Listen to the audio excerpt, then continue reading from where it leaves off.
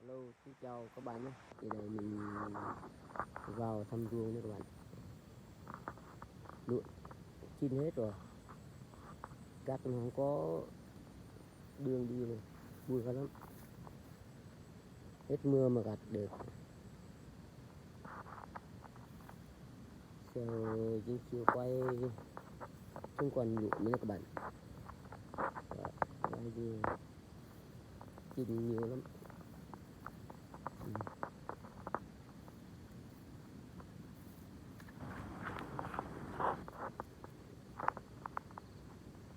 Nhiều các bạn nha.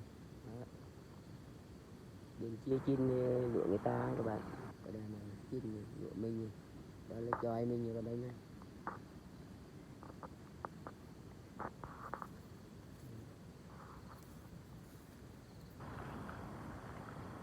Chín rồi. Trời nó nắng thật các bạn.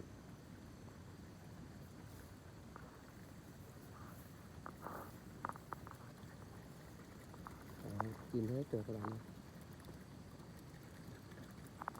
Mưa mấy ngày chưa có biết, nếu không mưa là cắt ngày này rồi. Mưa qua mưa các bạn ơi.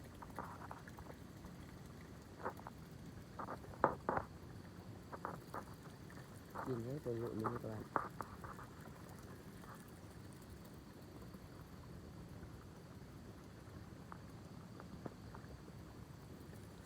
Đó là cao su mình nhé, cái tên cao su mình nhé.